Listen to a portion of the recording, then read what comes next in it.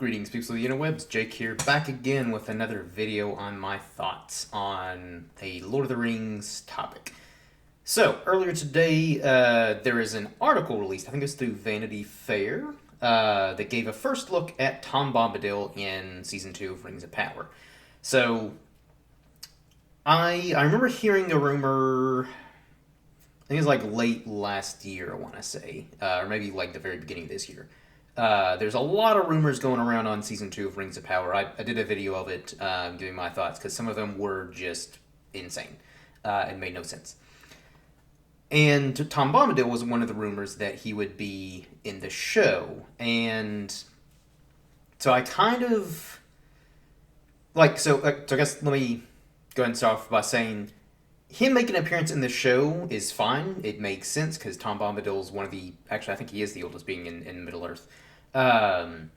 So that's not necessarily breaking canon, but what concerned me, and I guess kind of my roundabout way of getting to my concerns with Tom Bombadil popping up in this season is... So one of the rumors, and again, it is a rumor, so take it with a grain of salt, is that Tom Bombadil and his wife Goldberry in the show, or in Season 2, were going to be Morgoth and Ungoliant, who, basically, they took the form of... Their punishment was taking the form of Tom Bombadil and Goldberry to live out their life, essentially in exile, which doesn't make any sense at all. Because, one, Tolkien wrote what happened to both Morgoth and Ungoliant. So Morgoth, at the end of the First Age...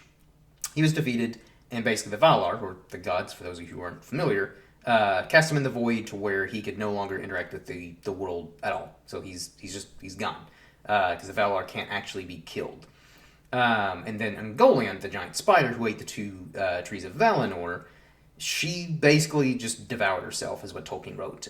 So her I guess end is sort of more ambiguous. But he basically did write that that's more or less what happened. Her hunger just got the best of her and she ate herself. So I'm really, really hoping that is just a rumor and Goldberry and Tom Bombadil are just going to be themselves, because that would make sense. And I don't mind that they're making an appearance in this show, because it does make sense. They'd be around. And if someone does happen, which in the Vanity... Again, I'm pretty sure it's Vanity Fair. So they showed, I think, 3 images. And it looks like the character known as the Stranger, Discount Gandalf. It looks like he's talking to Tom Bombadil in 2 of the scenes that they showed pictures of. And so it's like, okay, that would make sense. That, Gandalf being... Because it's clearly Gandalf, even though... he shouldn't be there in the Second Age, but digressing.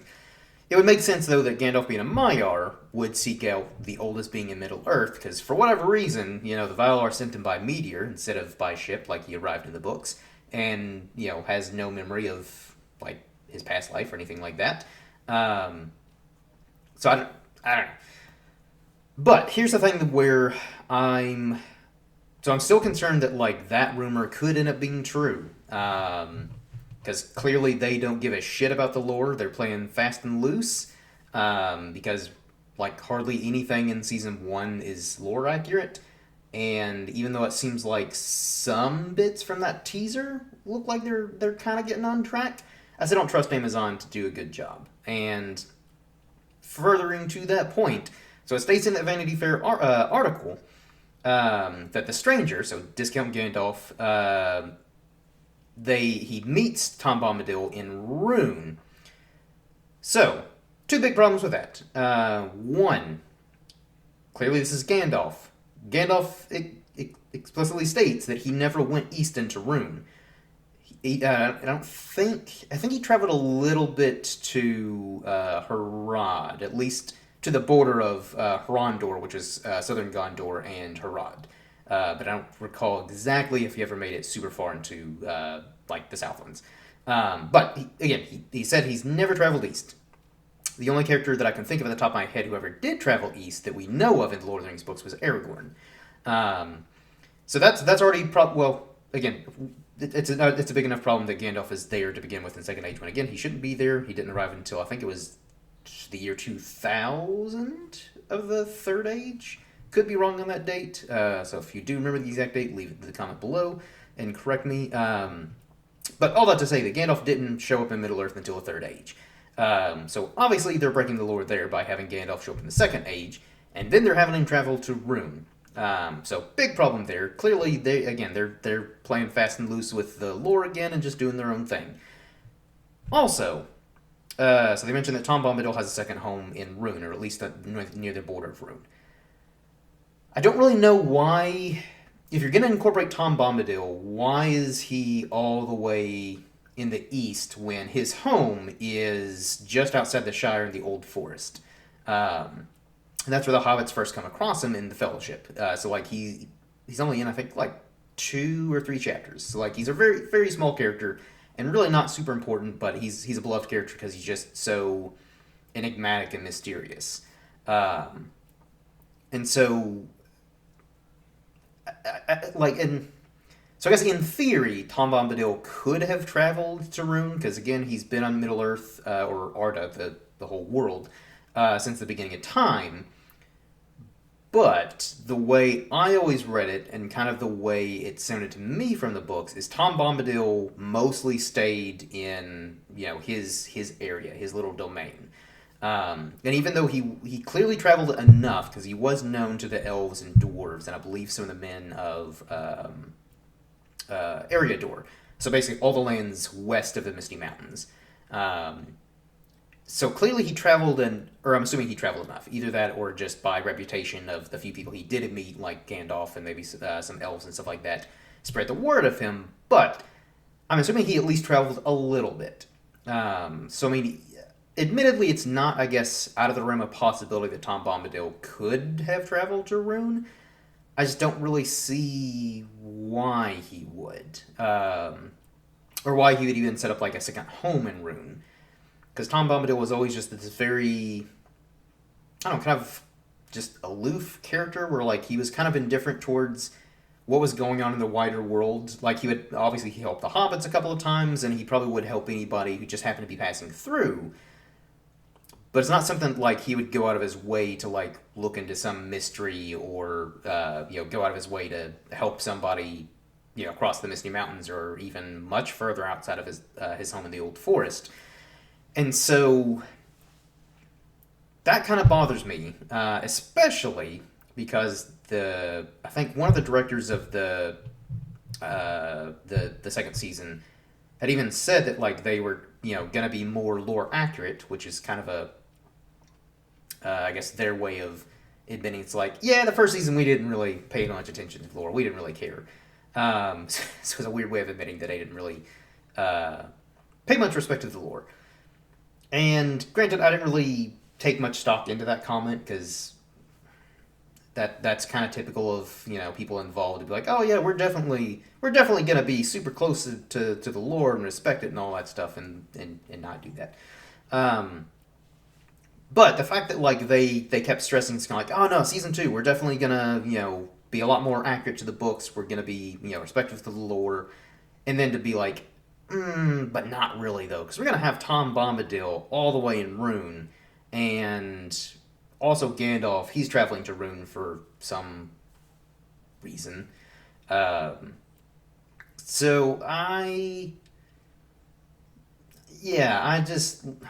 don't, again, I think it's actually kind of cool that they're bringing in Tom Bombadil, because he's been omitted from the any adaptation, whether it be Ralph Bakshi's 1978 Lord of the Rings animated film or the Lord of the Rings trilogy.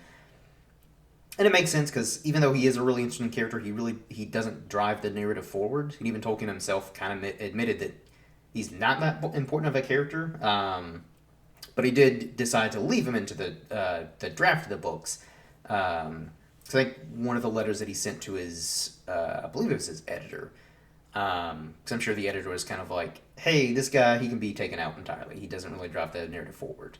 And I forget Tolkien's exact words, but more or less he was like, yeah, he's not super important, but I want to keep him in there anyways, because I like the character. And he just adds that kind of nice air of mystery of just this character who's just been there since the beginning and is unaffected by the ring whatsoever.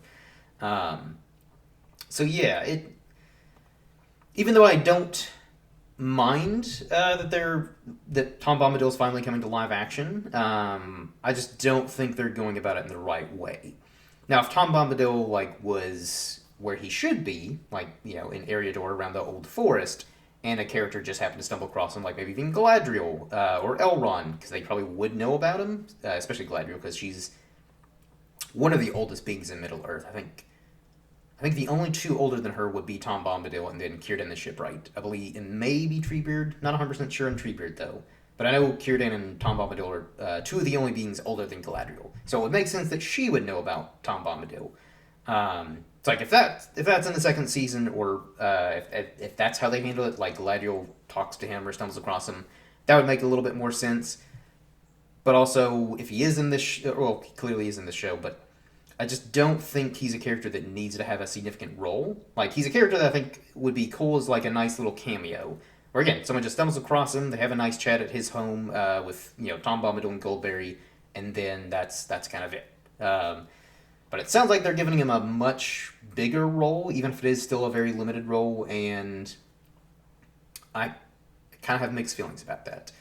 Because this almost feels like them incorporating Tom Bombadil just for the sake of being like, see, we finally brought Tom Bombadil to live action because all the other adaptations never did it.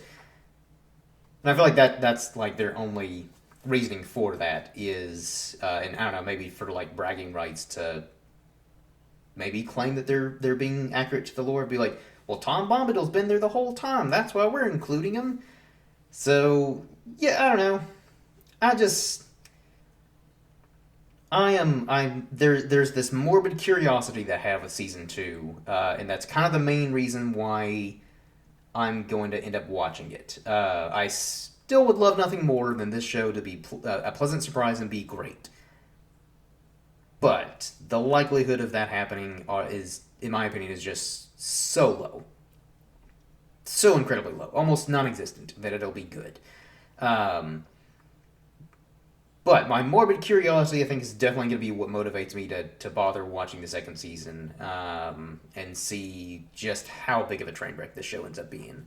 But anyways, those are my very rambly thoughts on the Tom Bombadil first look images and the fact that we're finally getting Tom Bombadil in live action. So let me know your thoughts below if you bothered to watch this video and watch it to the end. So do the usual YouTubey stuff. Like, comment, subscribe, all that jazz. And until next time, everyone, cheers.